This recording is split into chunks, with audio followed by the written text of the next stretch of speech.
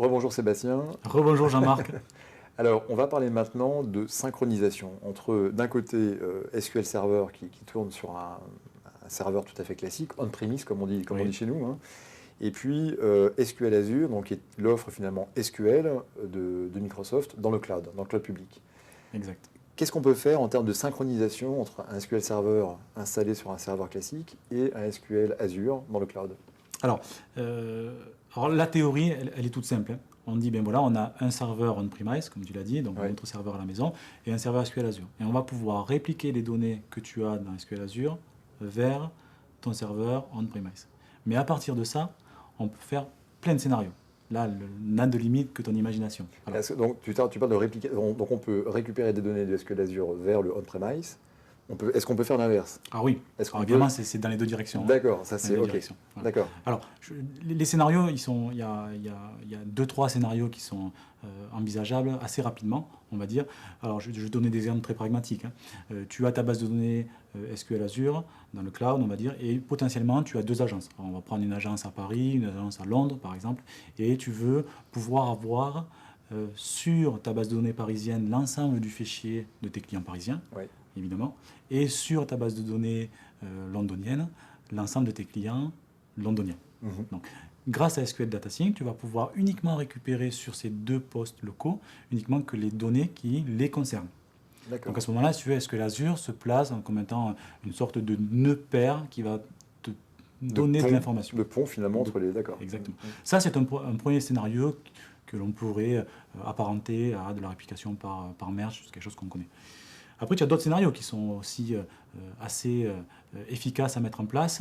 Tu sais qu'il y a plusieurs data centers de par le monde SQL Azure. Donc, on a 2 Européens, on en a aux États-Unis, on en a en Asie. Donc, tu peux très bien aussi imaginer de la synchronisation, non pas entre une base de données on-premise et SQL Azure, mais deux bases de données qui soient hébergées sur SQL Azure, mais géographiquement distantes. Et là, quel est l'intérêt? C'est d'avoir les données au plus proche de ton consommateur. Donc imagine que tu aies une donnée qui soit sur le data center européen, eh bien tu vas pouvoir récupérer l'ensemble de ces données sur le data center américain par exemple, et inversement évidemment dans les deux sens. Donc ce qui permet à tes utilisateurs américains d'avoir des données qui sont très proches, donc rapidement accessibles, et après avoir les mêmes données qui sont répliquées sur ton serveur européen pour l'avoir aussi au plus proche de tes utilisateurs. Donc là, tu as un autre schéma qui est beaucoup plus de la répartition, voire même de la répartition de charges, puisque les utilisateurs européens n'iront utiliser que le serveur que tu as en Europe, bien que je te rassure, les serveurs sont capables d'encaisser la charge, et les utilisateurs américains utiliseront leur serveur sur le data center Microsoft SQL Azure américain. Donc tu as aussi d'autres scénarios, et bien tout ça on peut le coupler, hein. On peut le coupler pour avoir des scénarios encore plus efficaces. Il y a d'autres scénarios aussi sur la synchronisation qui permettent aussi d'utiliser SQL Azure comme une sorte de backup si tu veux. On peut très bien imaginer aussi que tu aies deux bases de données on-premise et tu vas pousser les données sur SQL Azure pour pouvoir avoir une solution de backup extrême. Et enfin, un dernier, juste pour donner un dernier scénario, si c'est la publication de tes données.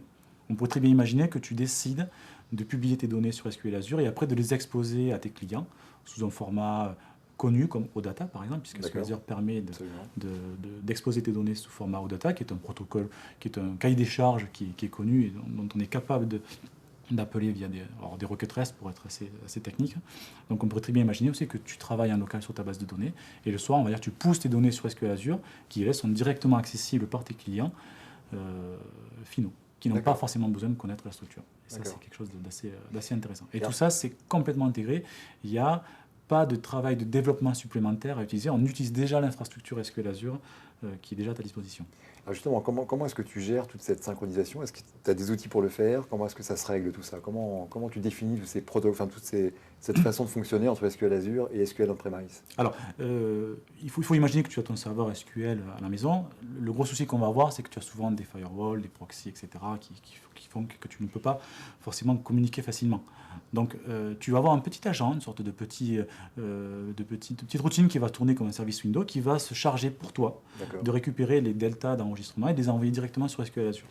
Et après, tu as une interface d'administration que l'on connaît tous sur Windows Azure qui va te permettre de gérer l'ensemble, on va appeler ça des nœuds, l'ensemble de tes nœuds entre SQL Server, Azure, SQL On-Premise. Donc tu as pas mal d'outils qui, soit du côté SQL Azure, soit du côté On-Premise, qui vont te permettre de gérer ton parc de bases de données. Et donc, c'est typiquement SQL Server Management Studio ou c'est ce genre d'outil qui permet de faire ça? Oui, sur SQL Server Management Studio, tu vas pouvoir attaquer tes bases de données SQL Azure. Mais après, pour tout ce qui est SQL Data Sync, on va plus passer par le portail SQL Azure, qui est un portail qui a été développé en Silverlight et qu'on connaît, puisque c'est aussi ce portail-là qui nous permet de gérer nos web roles, nos worker roles et nos bases de données SQL Server. D'accord.